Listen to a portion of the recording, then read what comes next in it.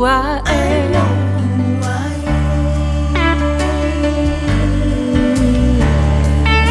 Well, if somebody would. Okay, so if you could go talk to your 7-year-old self, because you said that's when you started singing, what would you say to her about your whole journey, your experience with music? Oh my God. Or what piece of advice would you give her?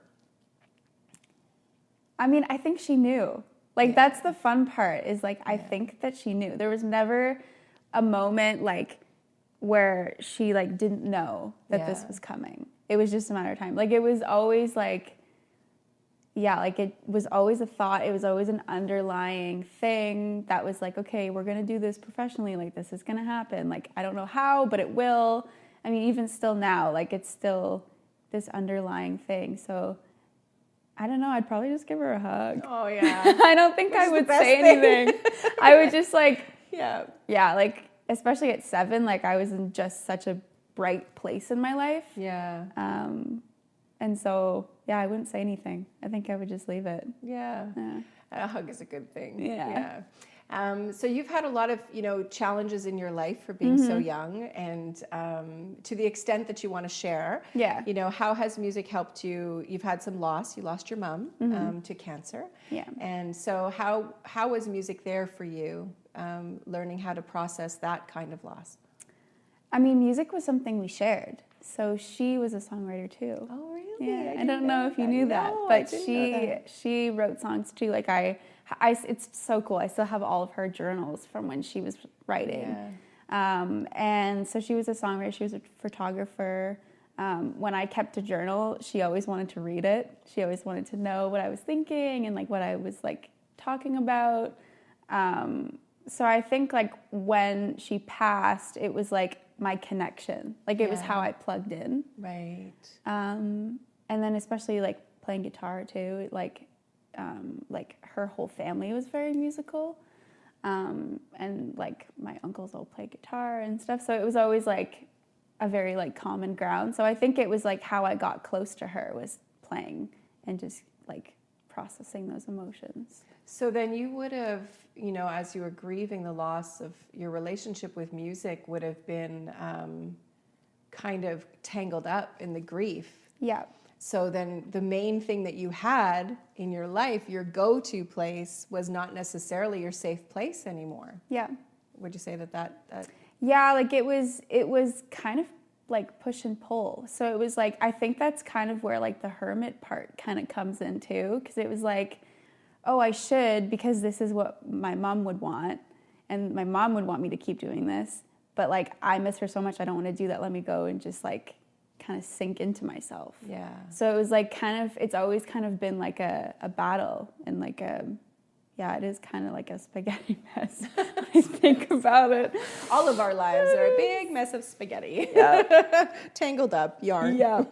So can you remember a moment where you, through the grieving process on the other side of it, I don't think that there's another side of it. I think the intensity. Yeah. You like kind of grow around it. Yes. Like That's a great way to say it, there actually. was like there's grief, and then once you're in it, you're the same size as it, and then you grow around it. Oh, that's so cool. Do you remember who said it? No. Oh my God, that's so I love that. But it's really true. Like it never really goes away, but it's always like it feels more distant. Right. That's the only way to explain it. Like compared to the size of you around it, there's more you.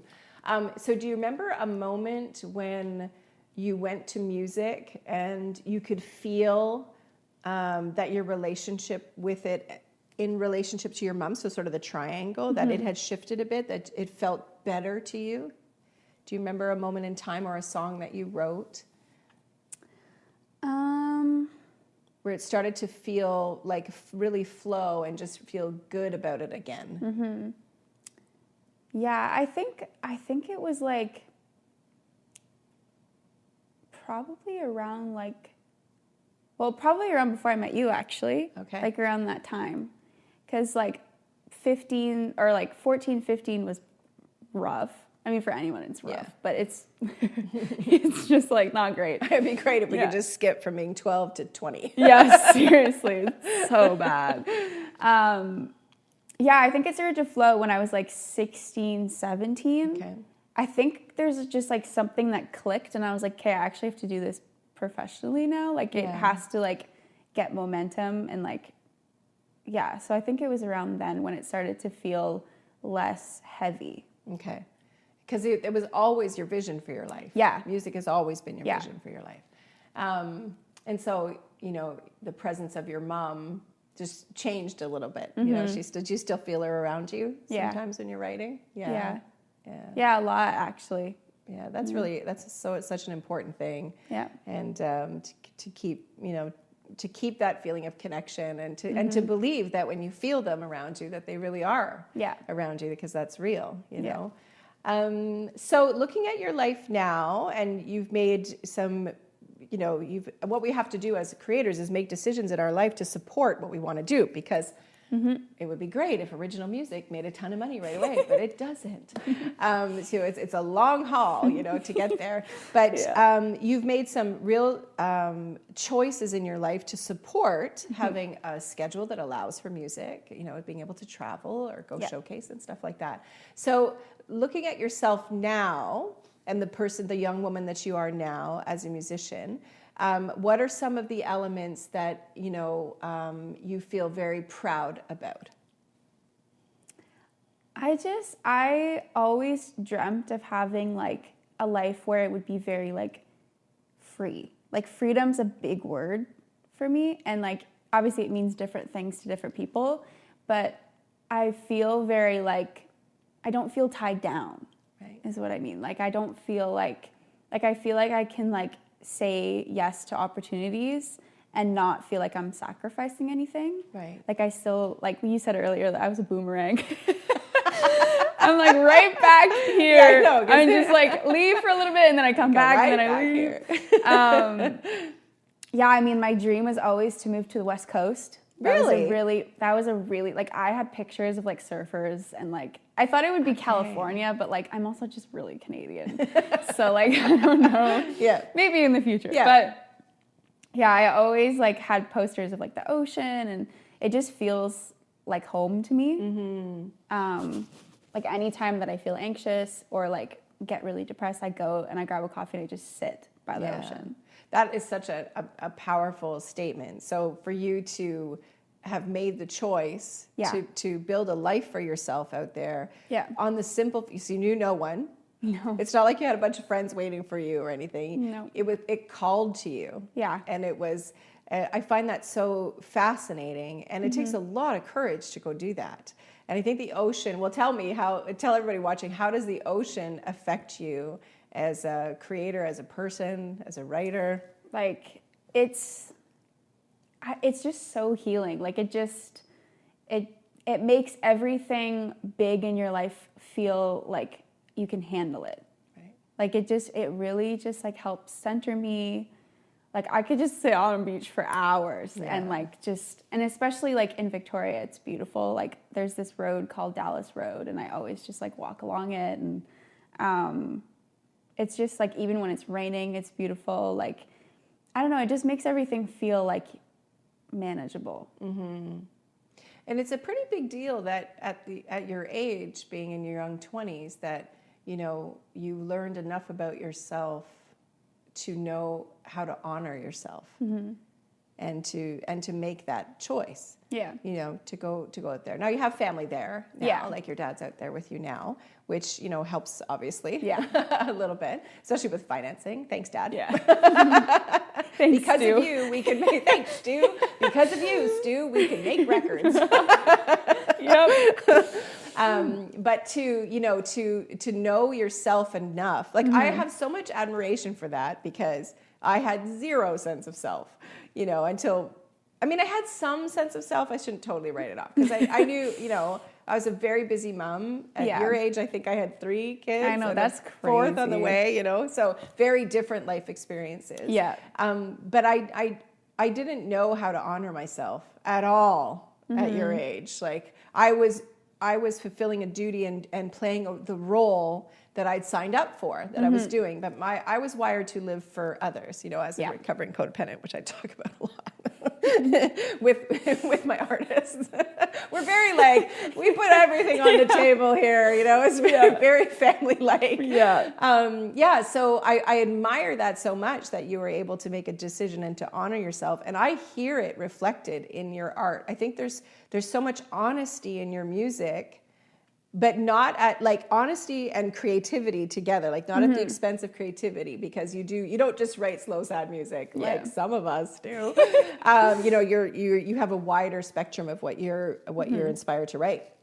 But there's such an honesty in that. And I think that, you know, because you honestly know yourself better, that it's spilling over. Does that feel true to you, that your writing feels honest? Yeah, I mean, it's all I had. Yeah. Like, it's all I had was what I lived through and my truth. And so I really like, especially like in situations, like I just want to share it. So it's not like, oh, like I have bad luck and everything bad happens to me. It's like, okay, but I can write about it. Yeah. Like my suitcase can break in the middle of an airport, but I can write about it. I know. Because you've had a lot of loss for your young. So your mom, you lost a really close friend. Yep. In high school too. You know, so I remember when I first met you, I was just like, well, that's a lot of loss for somebody so young. But you've turned it into, you know, beautiful art and stories and poetry and creativity and photography. And some, like you said, some people could just say, oh, my life is, you know, it's such just bad luck. All these bad things keep happening to me. I've never known you to be that way. It's, you know, feeling the sadness and acknowledging it for the life journey that it is. But then, you know, like, how do I write about it? You know, which aspect am I ready to write about, you know? Because your song that you wrote about your mom called Mess, you know, was I think that you had taken a break a little bit. And we weren't seeing each other as often. And that was the first song when you came back, I think, if I'm remembering this correctly. And I cried so hard when I first read those lyrics and heard that song, and I was just like, wow. And I also had that feeling of, oh, there she is. Yeah. Right? Like, oh, there you are. Yeah. It's like, oh, I see you. You know, it's like you were showing more of yourself and giving yourself the room to tell the stories and you know what you've been through. And in a beautiful way, not in a poor me way, in any, you know, shape or form. So for me, you've always been a really wonderful example as a songwriter of, you know, vulnerability and you know, figuring out a way to let people in a certain way. That's been the journey. It's just like getting out of my own way, really.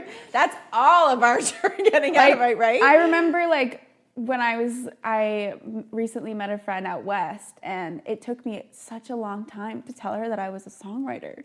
Really? You wanted to keep that? Yeah, I was like, it was like, I don't think, I mean, for lack of a better word, I was like embarrassed. Okay. There was like oh, but what if she doesn't actually get it? Or what if she doesn't actually like, because in the past, there have been situations where people are like, oh, that's a joke. Like, so that energy was around me still. Yeah. And so I struggled with it. And then once I like told her, and she was like, what the heck? Like, are you kidding? Like, just let yourself be who you're wanting to be. Like, just give yourself space. Like, and so like, that was like, I guess like a year and a half ago now. And I just spoke to her recently, and she was like, are you kidding? Like, you're going to Ireland? Yeah.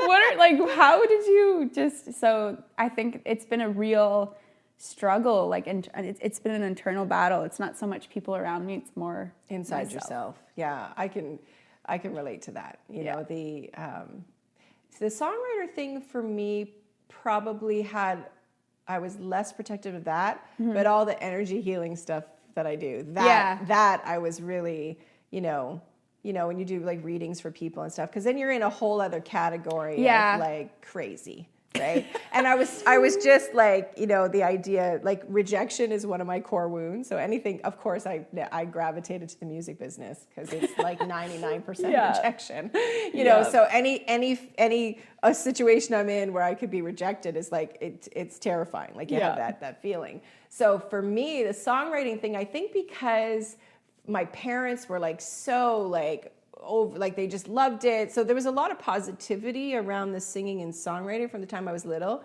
but not the other stuff. So when you describe what you're talking, like that's where I go with that. And I'm just like, yeah, I'm just going to keep this part of myself kind of hidden so that nobody will make fun of me or judge me, or reject me.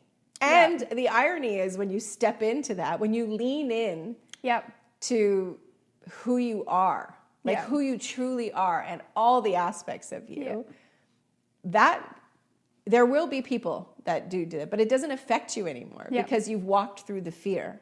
And you've stepped in and said, this is who I am. This is authentically who I am. I tried to fight it for years. It's like nothing you say to me, I haven't already said to myself, and 100 times worse. So it takes all the power out of, the influence others have on you, and then you just step into your crazy. And you're like, yep, this is me, all of me, So it's a beautiful, freeing feeling to just be yourself. But it's okay. One of the things that I learned about that is that it's okay to be selective about who you choose to show it to. It's okay. Like I learned boundaries. Oh, boundaries are great, right? Because you had to wait a little bit with your new friend out and to see if it was safe. Right? Because it's something so precious to you, and it's okay to do that. It's okay. Like we don't have to trust every single person with our story. It's okay to sort of wait and see if they're trustworthy of something that is so fragile for us. When we're also too when we're first sort of. When we're going from small S songwriter to like big S songwriter, where you're like owning it. You're like, yep, this is what I am and this is what I do. I always like had a reoccurring theme of like trying to fit in, but trying to fit in the wrong places. Okay. So it was like I would be big and I would try to make myself small to fit in. Okay. And then it's like, okay, but you're in the wrong room. Like you're just like, my dad was always like, you should like make more songwriter friends and like, but that terrified me. Like being in that space was like scary for me. It was like I still wasn't allowed to like let myself go to those places. Right. So I would stay with people that were familiar, that weren't great. And then, Right. So it wasn't necessarily a safe and nurturing environment to you, but it was familiar. Yeah. It's amazing how much we gravitate to what's familiar. It's even fun when being it's comfy.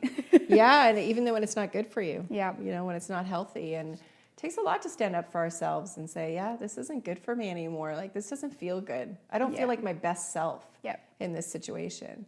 And it's, hanging out with other songwriters and artists, when you find a pocket of them, like we're so lucky. So lucky. We are so lucky. This will make me cry. This small little group that we have, and we're just a tiny little label. we're not going to change the landscape of the world really in any way. But it really is a safe place for it is. And everybody that's gravitated to this, comes from stuff. Like they have gone through stuff. And it's just this really beautiful thing where, there's this nice co-writing going on and people feel safe, I think, and it's like I've created what I always wanted for myself, but didn't have, how we do that, so I wanted to think of like a really good last question. Okay. So in your vision for yourself as a creator, where do you see yourself or hope to be? And this is more of a, a personal, spiritual question than I hope to be selling out stadiums because that's my job and I'm going to definitely try to do that. But let's say in 10 years from now, when you're in your early 30s, what do you hope for yourself? The first like kind of word that came up was peace. Like I can see myself on like a really beautiful property somewhere, like the ocean nearby or like water nearby, and just like at peace. That's a beautiful vision. It is. It's a I can say I've found that it's not a permanent state, but it's like it's a default setting for me now, which it was never, and music is a huge reason for that. Because staying connected to yourself and to source, energy, universe, God, whatever language works for everybody. That's really beautiful. Well, thank you very much. Well, thanks for sharing your story here with us. You've got some great music coming out. I'm not sure when this will be aired, but check Mikayla out, because there's a whole bunch of songs coming out in 2023. Yeah. For sure. So this has been another T.A.R.A. Sessions. I'm T.A.R.A. Shannon. Thanks for watching. I know who I am.